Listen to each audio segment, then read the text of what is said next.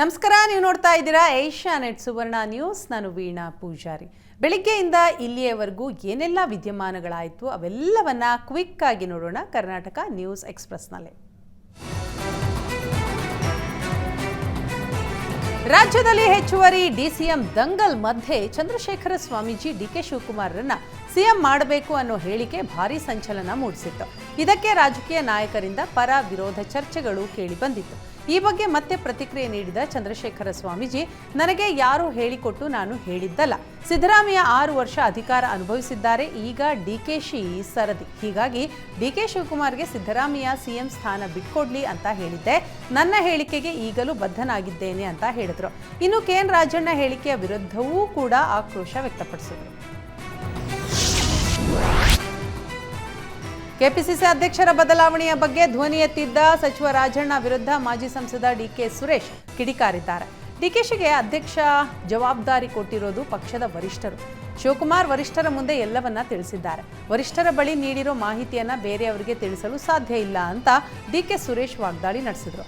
ಯಾವ ನಾಯಕರಿಗೂ ಯಾವ ಹುದ್ದೆ ಕೂಡ ಶಾಶ್ವತ ಅಲ್ಲ ಅಂತ ಕಿಡಿಕಾರದು.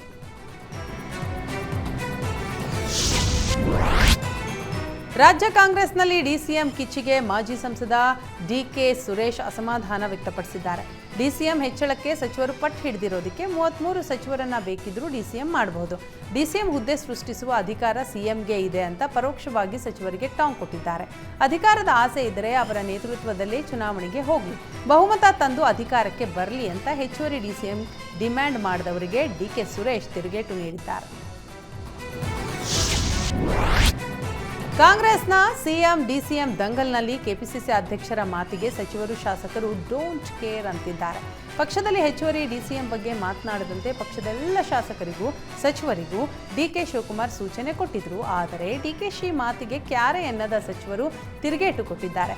ವಾರ್ನಿಂಗ್ ಕೊಟ್ರೆ ಸುಮ್ಮನಿರ್ಬೇಕಾ, ಏನು ಕೇಳಬಾರ್ದಾ, ಏನನ್ನಾದರೂ ಕೇಳಿದ್ರೆ ತಪ್ಪಾಗುತ್ತಾ ಅಂತ ರಾಜಣ್ಣ ಕಿರಿಕಾಗಿದ್ದಾರೆ.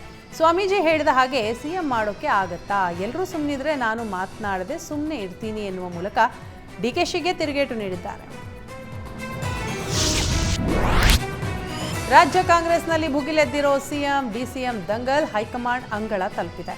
ಸಿಎಂ ಬದಲಾವಣೆ ಹಾಗೂ ಹೆಚ್ಚುವರಿ ಡಿಸಿಎಂ ಬಗ್ಗೆ ಪಕ್ಷದಲ್ಲಿ ಯಾರೂ ಮಾತನಾಡದಂತೆ ಡಿಸಿಎಂ ಡಿಕೆಶಿ ಎಚ್ಚರಿಕೆ ನೀಡಿದರು.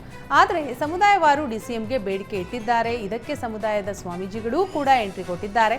ಇದರ ನಡುವೆ ಡಿಕೆಶಿ ದೆಹಲಿಗೆ ತೆರಳುವ ಮೊದಲೇ ಸಿಎಂ ಸಿದ್ದರಾಮಯ್ಯ ರಾಹುಲ್ ಗಾಂಧಿಯನ್ನ ಭೇಟಿ ಮಾಡಿದ್ರು. ರಾಜ್ಯದಲ್ಲಿ ನಡೀತಾ ಇರೋ ಬೆಳವಣಿಗೆಯ ಬಗ್ಗೆ ಮಾಹಿತಿ ನೀಡಿದ್ರು. ಸುಮಾರು 15 ನಿಮಿಷಗಳ ಕಾಲ ರಾಹುಲ್ ಗಾಂಧಿಯನ್ನ ಭೇಟಿ ಮಾಡಿದ್ರು. ರಾಹುಲ್ ಗಾಂಧಿ ಮೂಲಕವೇ ಸಿಎಂ ಬದಲಾವಣೆ ಕೂಗನ್ನ ನಿಲ್ಲಿಸುವ ಸಂದೇಶ ರವಾನಿಸಲು ಪ್ಲಾನ್ ಹಾಕಿದ್ದಾರೆ ಅಂತ ಹೇಳಲಾಗ್ತಾ ಇದೆ.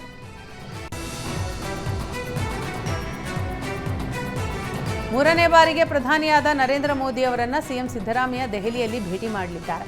ರಾಜ್ಯದ ಅಭಿವೃದ್ಧಿಗೆ ಅನುದಾನದ ಜೊತೆ ಹಲವು ಯೋಜನೆಗಳ ಕುರಿತು ಪ್ರಧಾನಿ ಮೋದಿ ಜೊತೆ ಸಿಎಂ ಸಿದ್ದರಾಮಯ್ಯ ಚರ್ಚೆ ನಡೆಸಲಿದ್ದಾರೆ. ಕೇಂದ್ರ ಮತ್ತು ರಾಜ್ಯ ಸರ್ಕಾರದ ಯೋಜನೆಗಳ ಬಗ್ಗೆ ಇದೇ ಸಂದರ್ಭದಲ್ಲಿ ಪ್ರಸ್ತಾಪ ಮಾಡಲಿದ್ದಾರೆ.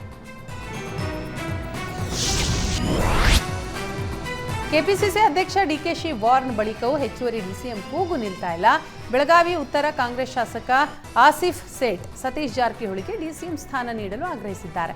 ಈಗಲ್ಲ, ಕಳೆದ 1 ವರ್ಷದಿಂದ ನಾನು ಒತ್ತಾಯ ಮಾಡ್ತಾ ಇದ್ದೀನಿ ಸತೀಶ್ ಜಾರಕಿಹೊಳಿ ಅವರನ್ನ ಡಿಸಿಎಂ ಮಾಡಬೇಕು ಅಂತ. ಉತ್ತರ ಕರ್ನಾಟಕ ಭಾಗಕ್ಕೆ ಡಿಸಿಎಂ ಸ್ಥಾನ ಬೇಕು. ಸತೀಶ್ ಜಾರಕಿಹೊಳಿ ಹಾರ್ಡ್ ವರ್ಕರ್, ಹಿರಿಯ ನಾಯಕರು. ಹೀಗಾಗಿ ಡಿಸಿಎಂ ಸ್ಥಾನ ನೀಡಲು ಹೈಕಮಾಂಡ್ಗೆ ಮನವಿ ಮಾಡಿದ್ದೇನೆ ಅಂತ ಹೇಳಿದರು.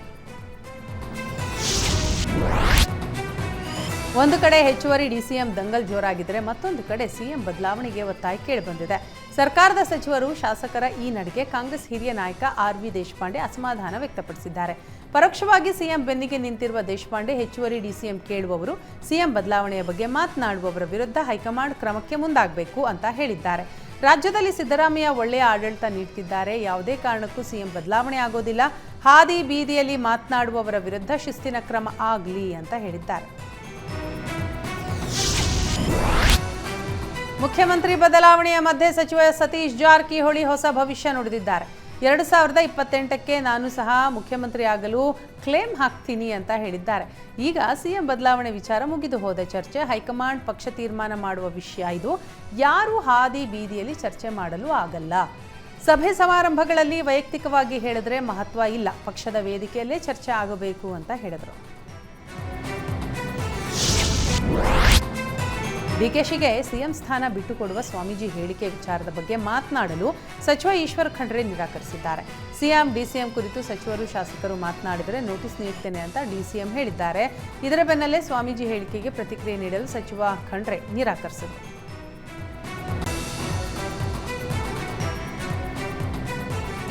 ಕಾಂಗ್ರೆಸ್ನಲ್ಲಿ ಸಿಎಂ ಡಿಸಿಎಂ ಜಟಾಪಟಿಯ ಬಗ್ಗೆ ಕೇಂದ್ರ ಸಚಿವ ಶೋಭಾ ಕರಂದ್ಲಾಜೆ ಕಿಡಿಕಾರಿದ್ದಾರೆ. ಕಾಂಗ್ರೆಸ್ನಲ್ಲಿ ಒಳ ಒಪ್ಪಂದ ಏನಾಗಿದೆ ಅಂತ ಗೊತ್ತಿಲ್ಲ. ಸದ್ಯ ನಡೀತಾ ಇರೋ ಹಲವು ವಿಚಾರಗಳನ್ನು ಮುಚ್ಚಿ ಹಾಕಲು ಸಿಎಂ ಡಿಸಿಎಂ ಚರ್ಚೆ ನಡೀತಾ ಇದೆ. ಸರ್ಕಾರ ಅಭಿವೃದ್ಧಿ ಕೆಲಸಗಳನ್ನು ಮರೆತಿದೆ, ಜನಹಿತ ಮರೆತಿದೆ, ಸತತ ದರ ಏರಿಕೆ ಮಾಡ್ತಿದ್ದಾರೆ. ಇದೆಲ್ಲ ಮರೆಸಲು ಕಾಂಗ್ರೆಸ್ ನಾಯಕರು ನಾಟಕವಾಡ್ತಾ ಇದ್ದಾರೆ ಅಂತ ಹೇಳಿದರು.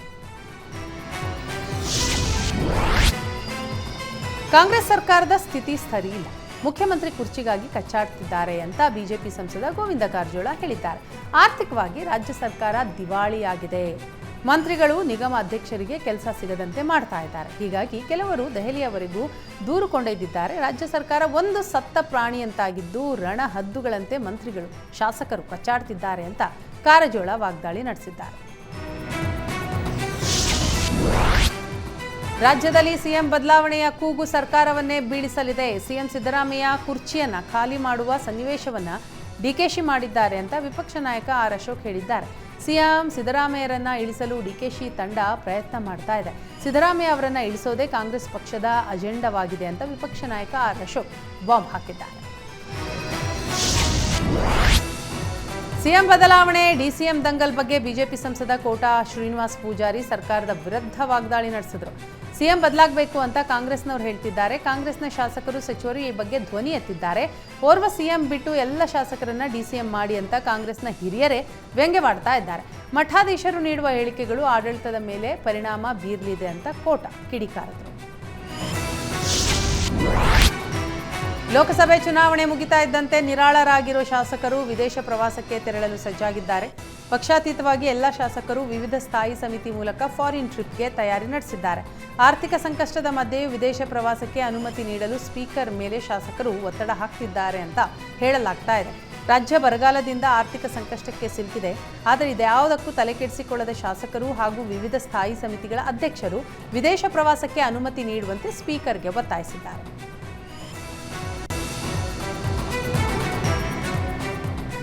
ವಾಲ್ಮೀಕಿ ಅಭಿವೃದ್ಧಿ ನಿಗಮದ 187 ಕೋಟಿ ಹಗರಣ ಸಂಬಂಧ ಬಗೆದಷ್ಟು ಅಕ್ರಮದ ವಾಸನೆ ಬಡಿತಾ ಇದೆ. ಎಸ್ಐಟಿ ತನಿಖೆಯಲ್ಲಿ ದಿನೇ ದಿನೇ ಸ್ಫೋಟಕ ಸತ್ಯ ಹೊರಬರ್ತಾ ಇದೆ. ನಿಗಮಕ್ಕೆ ಕನ್ನ ಹಾಕಿದ ಹಣದಲ್ಲಿ ಸುಮಾರು 94 ಕೋಟಿ ರೂಪಾಯಿ ಹಣವನ್ನು 200 ಅಕೌಂಟ್ಗಳಿಗೆ ವರ್ಗಾವಣೆ ಮಾಡಲಾಗಿದೆ. ಬಾರ್, ಚಿನ್ನದ ಅಂಗಡಿ ಹಾಗೂ ಕುರಿಗಾಹಿಗಳ ಬ್ಯಾಂಕ್ ಖಾತೆಗಳಿಗೂ ಲಕ್ಷ ಹಣ ವರ್ಗಾವಣೆ ಮಾಡಿರುವುದು ಪತ್ತೆಯಾಗಿದೆ. ಖಾತೆದಾರರಿಗೆ 5ರಿಂದ 10% ಕೊಟ್ಟು ಉಳಿದ ಹಣವನ್ನು ಕ್ಯಾಶ್ ರೂಪದಲ್ಲಿ ಪಡಿತಾ ಇದ್ರು ಅಂತ ಹೇಳಲಾಗಿದೆ. ವಾಲ್ಮೀಕಿ ನಿಗಮದ ಹಗರಣದ ಆರೋಪಿಗಳ ಐಷಾರಾಮಿ ಜೀವನಕ್ಕೆ ಪೊಲೀಸರು ಬ್ರೇಕ್ ಹಾಕಿದ್ದಾರೆ.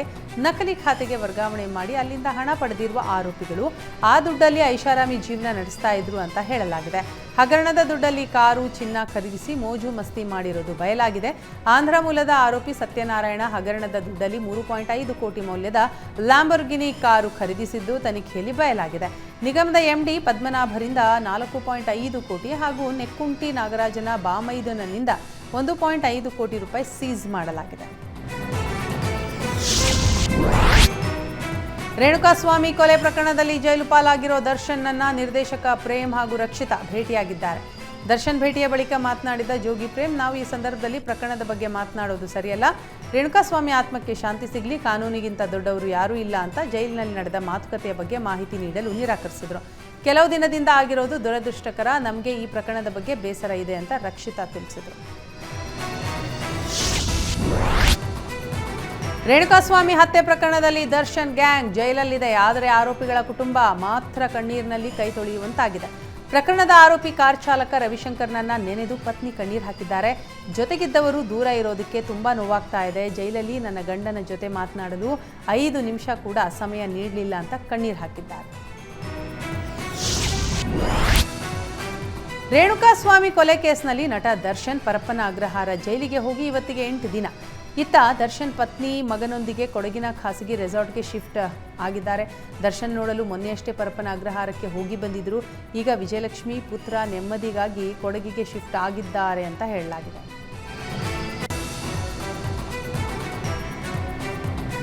ಪ್ರಜ್ವಲ್ ರೇವಣ್ಣಗೆ ಮತ್ತೆ ಜುಲೈ 8ರವರೆಗೆ ನ್ಯಾಯಾಂಗ ಬಂಧನಕ್ಕೆ ನೀಡಿ ಕೋರ್ಟ್ ಆದೇಶಿಸಿದೆ. ಇನ್ನು ಪ್ರಜ್ವಲ್ ಹೊಟ್ಟೆ ನೋವು ಹಾಗೂ ಬೆನ್ನು ನೋವಿನಿಂದ ಬಳಲ್ತಾ ಇದ್ದಾರೆ. ಹೀಗಾಗಿ ಹೆಚ್ಚಿನ ಚಿಕಿತ್ಸೆಗಾಗಿ ಆಸ್ಪತ್ರೆಗೆ ದಾಖಲಿಸಲು ಪ್ರಜ್ವಲ್ ಪರ ವಕೀಲರು ಮನವಿ ಸಲ್ಲಿಸಿದ್ರು. ಈ ಬಗ್ಗೆ ಸೋಮವಾರ ಅರ್ಜಿ ವಿಚಾರಣೆ ನಡೆಸುವುದಾಗಿ ಕೋರ್ಟ್ ತಿಳಿಸಿದೆ. ಧಾರವಾಡದ ಯೋಗೇಶ್ ಗೌಡ ಹತ್ಯೆ ಪ್ರಕರಣದಲ್ಲಿ ಮಾಜಿ ಸಚಿವ ವಿನಯ್ ಕುಲಕರ್ಣಿಗೆ ಮತ್ತೆ ಶಾಕ್ ಎದುರಾಗಿದೆ. ಪಾಲಿಕೆ ಮೇಯರ್ ಚುನಾವಣೆಗೆ ಮತದಾನ ಮಾಡಲು ಧಾರವಾಡ ಜಿಲ್ಲೆ ಪ್ರವೇಶಕ್ಕೆ ಅನುಮತಿ ಕೋರಿ ಸಲ್ಲಿಸಿದ್ದ ಅರ್ಜಿ ವಜಾಗೊಂಡಿದೆ. ಬೆಂಗಳೂರಿನ ಜನಪ್ರತಿನಿಧಿಗಳ ಕೋರ್ಟ್ನಲ್ಲಿ ಅರ್ಜಿ ತಿರಸ್ಕಾರವಾಗಿದ್ದು ಮತದಾನ ಮಾಡಲು ಕುಲಕರ್ಣಿಗೆ ಅವಕಾಶ ಸಿಕ್ಕಿಲ್ಲ. ಹುಬ್ಬಳ್ಳಿ ಧಾರವಾಡ ಮಹಾನಗರ ಪಾಲಿಕೆ ಮೇಯರ್ ಚುನಾವಣೆಯಲ್ಲಿ ಬಿಜೆಪಿಯ ರಾಮಣ್ಣ ಬಡಿಗೇರ ಮೇಯರ್ ಆಗಿ ಆಯ್ಕೆಯಾಗಿದ್ದಾರೆ. ಬಿಜೆಪಿಯ ದುರ್ಗಮ್ಮ ಬಿಜವಾಡ್ ಉಪಮೇಯರ್ ಆಗಿ ಆಯ್ಕೆಯಾಗಿದ್ದಾರೆ. ಮೇಯರ್ ಸ್ಥಾನ ಹಿಂದುಳಿದ ವರ್ಗ ಹಾಗೂ ಉಪಮೇಯರ್ ಪರಿಶಿಷ್ಟ ಜಾತಿಯ ಮಹಿಳೆಗೆ ಮೀಸಲಾಗಿತ್ತು. 82 ಸದಸ್ಯ ಬಲದ ಪಾಲಿಕೆಯಲ್ಲಿ ಬಿಜೆಪಿ 39, ಕಾಂಗ್ರೆಸ್ 33, ಜೆಡಿಎಸ್ 1, ಪಕ್ಷೇತರ 6, ಎಐಎಂಐಎಂ 3 ಸದಸ್ಯರು ಇದ್ದಾರೆ. ರಾಜ್ಯ ಸರ್ಕಾರ ಹಾಲು ಉತ್ಪಾದಕರ ಪ್ರೋತ್ಸಾಹ ಧನ ನೀಡಿಲ್ಲ ಅಂತ ಗದಗ ಡಿಸಿ ಕಚೇರಿಯ ಎದುರು ಬಿಜೆಪಿ ರೈತ ಮೋರ್ಚಾ ಪ್ರತಿಭಟನೆ ನಡೆಸಿದೆ. ರೈತರಿಗೆ ಕೊಡಬೇಕಾಗಿದ್ದ ಪ್ರೋತ್ಸಾಹ ಧನ ಬೇರೆ ಕೆಲಸಕ್ಕೆ ಬಳಸಿದ್ದಕ್ಕೆ ಸ್ಪಷ್ಟನೆ ಕೊಡಬೇಕು. 8 ತಿಂಗಳಿನಿಂದ ಬಾಕಿ ಇರುವ ಪ್ರೋತ್ಸಾಹ ಧನ ಬಿಡುಗಡೆ ಮಾಡಬೇಕು. ಹಾಲು ಬೆಲೆ ಹೆಚ್ಚಳ ನಿರ್ಧಾರ ಕೈ ಬಿಡಬೇಕು ಅಂತ ಒತ್ತಾಯಿಸಿ ಡಿಸಿ ಮೂಲಕ ರಾಜ್ಯಪಾಲರಿಗೆ ಮನವಿ ಸಲ್ಲಿಸಿದರು. ರಾಜ್ಯದಲ್ಲಿ ದಿನೇ ದಿನೇ ಬೆಲೆ ಏರಿಕೆಯ ಬಿಸಿಗೆ ಜನರು ಕಂಗಾಲಾಗಿದ್ದಾರೆ. ಪೆಟ್ರೋಲ್ ಡೀಸೆಲ್ ಬಳಿಕ ರಾಜ್ಯ ಸರ್ಕಾರ ಹಾಲಿನ ಬೆಲೆ ಏರಿಕೆ ಖಂಡಿಸಿ ಬಿಜೆಪಿ ಪ್ರತಿಭಟನೆಗೆ ಇಳಿದಿದೆ. ಫ್ರೀಡಂ ಪಾರ್ಕ್ನಲ್ಲಿ ಹಸು ಹಿಡಿದು ಪ್ರತಿಭಟನೆ ನಡೆಸಿದ ಬಿಜೆಪಿ ನಾಯಕರು ಹಾಲು ಕರೆದು ಅಲ್ಲೇ ಹಾಲು ಕಾಸಿ ಸರ್ಕಾರದ ವಿರುದ್ಧ ಆಕ್ರೋಶ ವ್ಯಕ್ತಪಡಿಸಿದರು.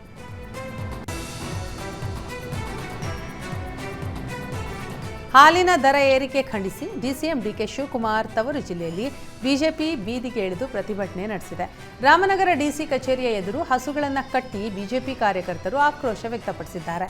ಸರ್ಕಾರ ಹಾಲಿನ ದರ ಏರಿಕೆ ಮಾಡಿ ಜನಸಾಮಾನ್ಯರ ಜೇಬಿಗೆ ಕತ್ತರಿ ಹಾಕ್ತಾ ಇದೆ. ಆದರೆ ರೈತರಿಗೆ ಯಾವುದೇ ಸಬ್ಸಿಡಿ ಬೆಂಬಲ ಬೆಲೆ ಕೊಡ್ತಾ ಇಲ್ಲ. ಹಾಲು ಉತ್ಪಾದಕರಿಗೆ ಸರ್ಕಾರ ಅನ್ಯಾಯ ಮಾಡ್ತಾ ಇದೆ ಅಂತ ಸರ್ಕಾರದ ವಿರುದ್ಧ ಘೋಷಣೆ ಕೂಗಿ ಆಕ್ರೋಶ ವ್ಯಕ್ತಪಡಿಸಿದರು. ಹಾಲಿನ ದರ ಖಂಡಿಸಿ ಚಿಕ್ಕಮಗಳೂರು ನಗರದ ಆಜಾದ್ ಪಾರ್ಕ್ನಲ್ಲಿ ಬಿಜೆಪಿ ರೈತ ಮೋರ್ಚಾ ಪ್ರತಿಭಟನೆ ನಡೆಸಿತು. ಬಿಜೆಪಿ ಪಾಂಚಜನ್ಯ ಕಚೇರಿಯಿಂದ ಮೆರವಣಿಗೆ ನಡೆಸಿ ಆಜಾದ್ ಪಾರ್ಕ್ನಲ್ಲಿ ಧರಣಿ ಕುಳಿತು ಸರ್ಕಾರದ ವಿರುದ್ಧ ಆಕ್ರೋಶ ವ್ಯಕ್ತಪಡಿಸಿದರು. ಬಳಿಕ ಡಿಸಿ ಕಚೇರಿಯತ್ತ ನುಗ್ಗಿದ ಬಿಜೆಪಿ ಕಾರ್ಯಕರ್ತರು ಮುತ್ತಿಗೆಗೆ ಯತ್ನಿಸಿದರು. ಈ ವೇಳೆ ಪ್ರತಿಭಟನಾಕಾರರನ್ನು ಪೊಲೀಸರು ವಶಕ್ಕೆ ಪಡೆದರು. ಹಾಲಿನ ದರ ಹೆಚ್ಚಳ ವಿರೋಧಿಸಿ ತುಮಕೂರಿನಲ್ಲಿ ಬಿಜೆಪಿ ಬೀದಿಗೆ ಇಳಿದು ಸರ್ಕಾರದ ವಿರುದ್ಧ ಆಕ್ರೋಶ ವ್ಯಕ್ತಪಡಿಸಿದೆ.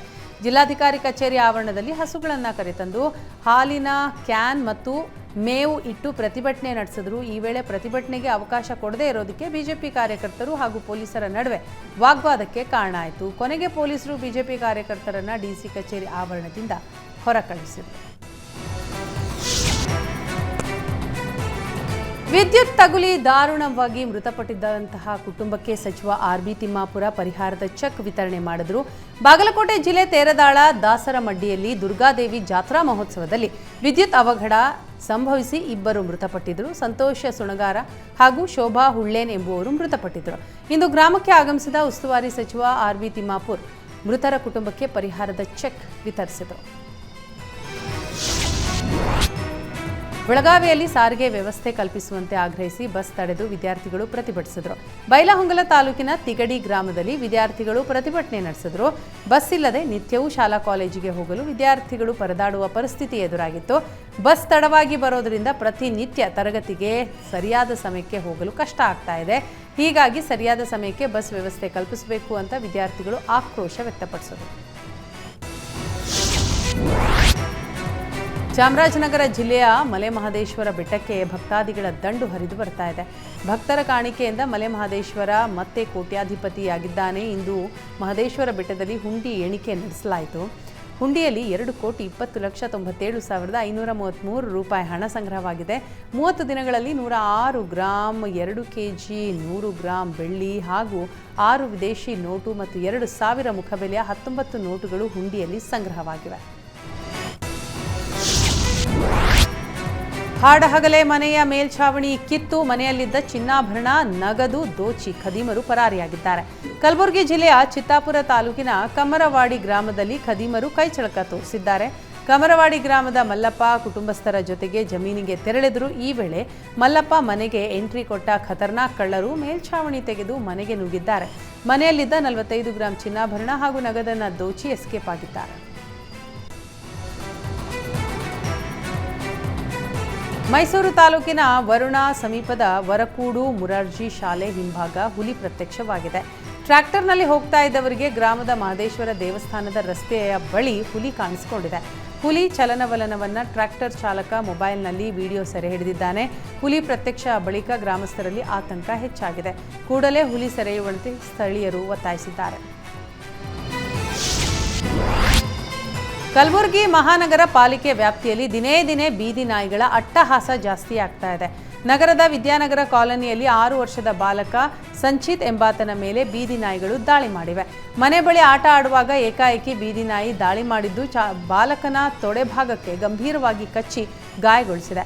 ಗಾಯಗೊಂಡ ಬಾಲಕನನ್ನ ನಗರದ ಜಿಮ್ಸ್ ಆಸ್ಪತ್ರೆಗೆ ದಾಖಲಿಸಿ ಚಿಕಿತ್ಸೆ ನೀಡಲಾಗ್ತಾ ಇದೆ. ಜಮೀನಿನಲ್ಲಿ ರಾತ್ರಿ ಕಾವಲು ಕಾಯ್ತಾ ಇದ್ದ ರೈತನ ಮೇಲೆ ಕಾಡಾನೆ ದಾಳಿ ನಡೆಸಿದೆ. ಹನೂರು ತಾಲೂಕಿನ ಲೊಕ್ಕನಹಳ್ಳಿ ಗ್ರಾಮದಲ್ಲಿ ಈ ಘಟನೆ ನಡೆದಿದೆ. ಜಮೀನಿನಲ್ಲಿ ಕಾವಲು ಕಾಯಲು ಹೋಗಿದ್ದ ರೈತ ಬಸವಣ್ಣ ಮರದ ಕೆಳಗೆ ಮಲಗಿದ್ದ. ಈ ವೇಳೆ ಜಮೀನಿಗೆ ನುಗ್ಗಿದ ಕಾಡಾನೆ ರೈತನ ಮೇಲೆ ದಾಳಿ ನಡೆಸಿದೆ. ಆನೆ ದಾಳಿಯಿಂದ ರೈತನ ಭುಜದ ಭಾಗಕ್ಕೆ ಗಂಭೀರ ಗಾಯವಾಗಿದ್ದು ಸ್ಥಳೀಯ ಆಸ್ಪತ್ರೆಗೆ ಸೇರಿಸಲಾಗಿದೆ. ಯಾದಗಿರಿ ಜಿಲ್ಲೆಯ ಶಹಾಪುರದ ಅಲ್ಪಸಂಖ್ಯಾತರ ಹಾಸ್ಟೆಲ್ ವಿದ್ಯಾರ್ಥಿಗಳ ಊಟದಲ್ಲಿ ಹುಳು ಪತ್ತೆಯಾಗಿದೆ. ವಸತಿ ಶಾಲೆಯಲ್ಲಿ ಕಳಪೆ ಗುಣಮಟ್ಟದ ಹಾಗೂ ಹುಳು ತುಂಬಿದ ಆಹಾರ ಪೂರೈಕೆ ಮಾಡಲಾಗ್ತಾ ಇದೆ ಅಂತ ವಿದ್ಯಾರ್ಥಿಗಳು ಆರೋಪಿಸಿದ್ದಾರೆ. ಹುಳು ತುಂಬಿದ ಅಕ್ಕಿ, ಬೇಳೆ ಹಾಗೂ ತರಕಾರಿಗಳಿಂದ ವಸತಿ ಶಾಲಾ ಮಕ್ಕಳಿಗೆ ಊಟ ನೀಡಲಾಗ್ತಾ ಇದೆ. ವಾರ್ಡನ್ ಪ್ರಾಂಶುಪಾಲರ ಗಮನಕ್ಕೆ ತಂದರೂ ಯಾವುದೇ ಕ್ರಮ ತೆಗೆದುಕೊಂಡಿಲ್ಲ ಅಂತ ಆರೋಪಿಸಿದ್ದಾರೆ. ಬೆಂಗಳೂರಿನ ಹೆಗ್ಗನಹಳ್ಳಿ ಕ್ರಾಸ್ ಬಳಿ ಇರುವ ಖಾಸಗಿ ನರ್ಸಿಂಗ್ ಹೋಮ್ ಕಾಲೇಜಿನಲ್ಲಿ ಅಗ್ನಿ ಅವಘಡ ಸಂಭವಿಸಿದೆ. ನರ್ಸಿಂಗ್ ಹೋಮ್ಗೆ ಸೇರಿದ 5 ಬಸ್ಗಳು ಬೆಂಕಿಗೆ ಆಹುತಿಯಾಗಿವೆ. ವಿಷಯ ತಿಳಿತಾ ಇದ್ದಂತೆ ಸ್ಥಳಕ್ಕೆ ಅಗ್ನಿಶಾಮಕ ದಳದ ವಾಹನಗಳು ದೌಡಾಯಿಸಿ ಬೆಂಕಿ ನಂದಿಸುವಲ್ಲಿ ಅಗ್ನಿಶಾಮಕ ದಳ ಯಶಸ್ವಿಯಾಗಿದೆ. ಅಗ್ನಿ ಅವಘಡದಲ್ಲಿ ಯಾವುದೇ ಪ್ರಾಣಾಪಾಯ ಆಗಿಲ್ಲ.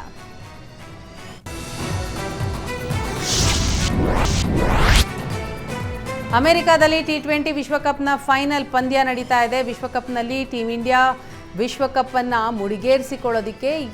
ಮುಡಿಗೇರಿಸಿಕೊಳ್ಳಿ ಅಂತ ಬೆಂಗಳೂರಿನ ಕ್ರಿಕೆಟ್ ಪ್ರೇಮಿಗಳು ಶುಭ ಕೋರಿದ್ದಾರೆ. 17 ವರ್ಷಗಳ ಬಳಿಕ ಮತ್ತೆ ಫೈನಲ್ಗೆ ಬಂದಿರುವ ಇಂಡಿಯಾ ಗೆದ್ದು ಬರಲಿ ಅಂತ ಅಭಿಮಾನಿಗಳು ಶುಭ ಕೋರ್ತಿದ್ದಾರೆ. T20 ವಿಶ್ವಕಪ್ನಲ್ಲಿ ಫೈನಲ್ಗೆ ಲಗ್ಗೆ ಇಟ್ಟಿರುವ ಟೀಮ್ ಇಂಡಿಯಾ ಪ್ರಶಸ್ತಿಯನ್ನ ಗೆದ್ದು ಬರಲಿ ಅಂತ ಕ್ರಿಕೆಟ್ ಅಭಿಮಾನಿಗಳು ದೇವರ ಮೊರೆ ಹೋಗಿದ್ದಾರೆ. ಭಾರತಕ್ಕೆ ಭರ್ಜರಿ ಗೆಲುವು ಸಿಗಲಿ ಅಂತ ಬೆಂಗಳೂರಿನಲ್ಲಿ ಗಾಳಿ ಆಂಜನೇಯನಿಗೆ ವಿಶೇಷ ಅಭಿಷೇಕ ಸಲ್ಲಿಸಿದ್ರು. ಆಂಜನೇಯನಿಗೆ ಹೂ ಹಾಕಿ ತೆಂಗಿನಕಾಯಿ ಒಡೆದು ವಿಕೆಟ್, ಬಾಲ್, ಬ್ಯಾಟ್ಗೆ ಪೂಜೆ ಸಲ್ಲಿಸಿದ್ರು. T20 ಕ್ರಿಕೆಟ್ ವಿಶ್ವಕಪ್ನಲ್ಲಿ ಭಾರತಕ್ಕೆ ಜಯವಾಗಲಿ ಅಂತ ಉಡುಪಿಯ ಸ್ಯಾಂಡ್ ಥೀಮ್ ಮರಳಿನ ಶಿಲ್ಪದ ಮೂಲಕ ವಿಶ್ ಮಾಡಲಾಗಿದೆ. ಕುಂದಾಪುರ ತಾಲೂಕು ಕೋಟೇಶ್ವರದ ಹಳೆ ಅಳಿವೆ ಕಡಲ ತೀರದಲ್ಲಿ ಮರಳು ಶಿಲ್ಪ ರಚಿಸಲಾಗಿದೆ. ಕಲಾವಿದರಾದ ಹರೀಶ್ ಸಾಗ, ಸಂತೋಷ್ ಭಟ್ ಹಾಲಾಡಿ, ಉಜ್ವಲ್ ನಿಟ್ಟೆ ಸುಮಾರು 5 ಗಂಟೆಗಳ ಕಾಲ ಈ ಕಲಾಕೃತಿ ರಚಿಸಿದ್ದಾರೆ. ತುಮಕೂರು ಜಿಲ್ಲೆ ತುರುವೇಕೆರೆ ತಾಲೂಕಿನ ಸೊರವನಹಳ್ಳಿಯಲ್ಲಿ ವಾಟರ್ ಮ್ಯಾನ್ಗಳು ಮೌನ ಪ್ರತಿಭಟನೆ ನಡೆಸಿದ್ದಾರೆ. 10 ತಿಂಗಳಿನಿಂದ ವೇತನ ಕೊಡದೇ ಇರೋದಕ್ಕೆ ನೀರು ವಿತರಣೆ ಕೆಲಸ ಸ್ಥಗಿತಗೊಳಿಸಿ ಪ್ರತಿಭಟಿಸಿದರು. ನಿನ್ನೆಯಿಂದ 12ಕ್ಕೂ ಅಧಿಕ ವಾಟರ್ ಮ್ಯಾನ್ಗಳು ಸೋರವನಹಳ್ಳಿ ಗ್ರಾಮ ಪಂಚಾಯಿತಿಯ ಎದುರು ಮೌನ ಪ್ರತಿಭಟನೆ ನಡೆಸಿ ಆಕ್ರೋಶ ವ್ಯಕ್ತಪಡಿಸಿದರು.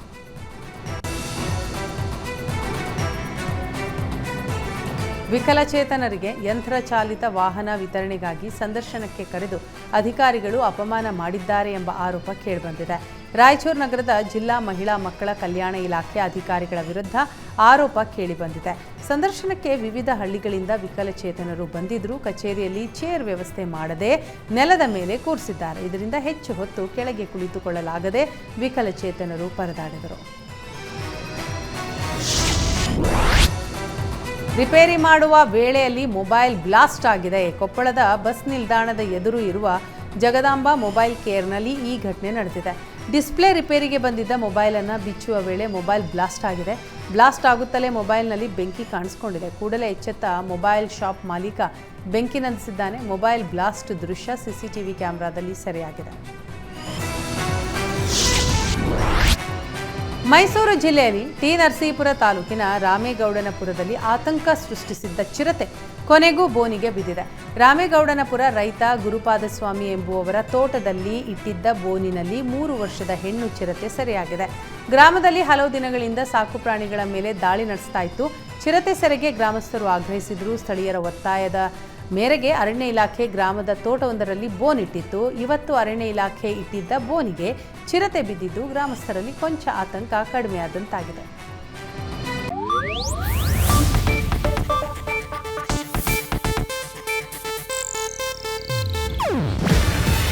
ಇದು ಏಷ್ಯಾನೆಟ್ ನ್ಯೂಸ್ ನೆಟ್ವರ್ಕ್ ಪ್ರಸ್ತುತಿ. ನೀವು ನೋಡ್ತಿದ್ದೀರಾ ಏಷ್ಯಾನೆಟ್ ಸುವರ್ಣ ನ್ಯೂಸ್.